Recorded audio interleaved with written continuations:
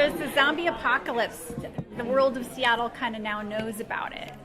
So where are we picking up? I don't think we're quite at apocalypse. It's more of a chicken pox of zombieism than apocalypse. But so we're picking up 3 months later. So people know about it. Seattle is now a walled city where they don't want people coming in, and they don't want people coming out. They don't want people coming in, and they don't want zombies coming out. Okay. So that's where we pick up season 4. Did I answer your question? Okay, good. Rob mentioned that Liv might have her eye on someone new this season. Can you tell us anything about that? No, because I literally don't know anything about him.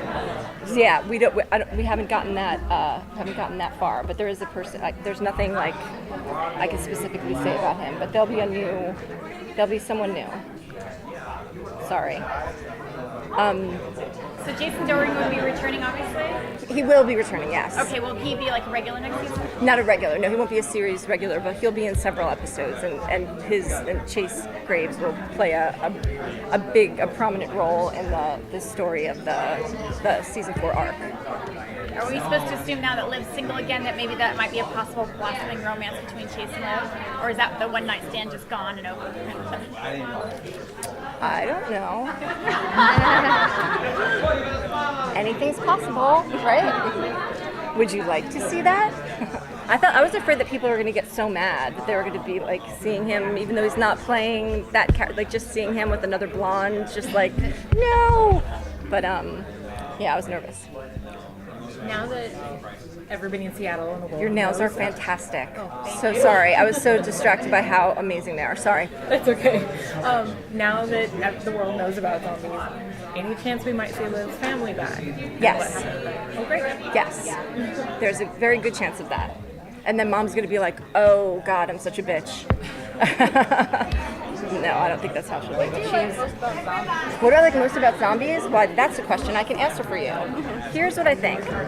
For me, I realized that in watching zombie movies first and then other like TV shows, there's this weird, like, oh my God, thank you so much, I really appreciate it. There's this weird, it's going to sound weird to say like wish fulfillment, but it's like we want to think, not that like we can be in that situation, but let's just say we can, that we would rise to the occasion and it's a problem that we would be able to solve. So like one of my favorite things about like in the beginning of watching The Walking Dead was after watching it then just debating like I would have never come down from the top of that RV, like I would be covered in duct tape, like just all the things that you think that you could do to survive. I feel like you're constantly in the position of the survivors in those stories, and in a way that you don't really have access to in that many other stories, because they're just humans trying to survive and with this freakish thing that happens. And so there is this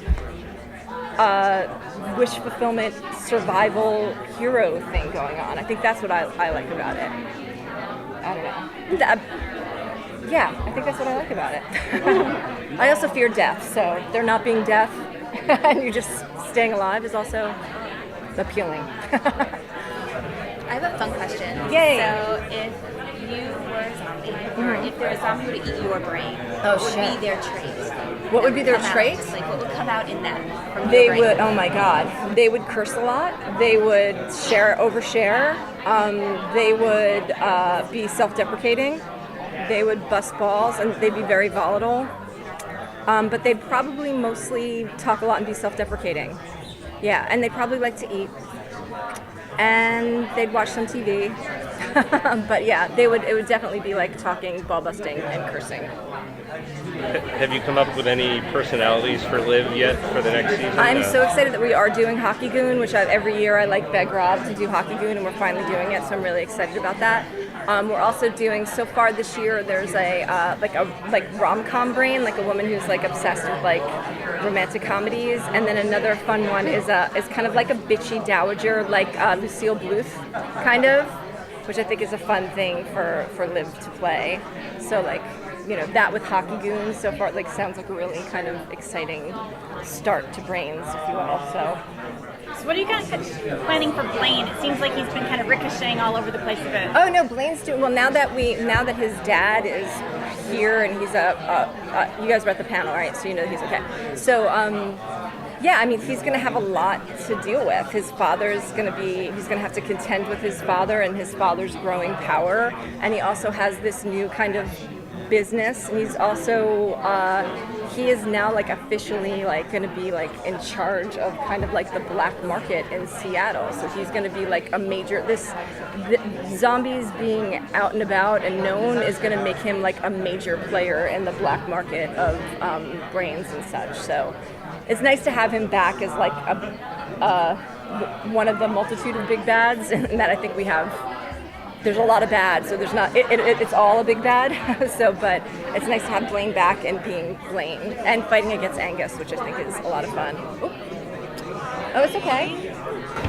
Did anyone have How another much question? has Rose brought to this role now that it's been going well? How much does she? How much what has Rose brought to this? She's just amazing. I mean, it's just, she's an endless, I mean, you saw just looking at that little trailer before, like just seeing all that she could do. I think her physical comedy is getting better and better too, but she just brings so much to it. She brings like depth and warmth and humor and subtlety, and she's so freaking endearing. I can't take it. Like, you just want to watch her and you want her to win.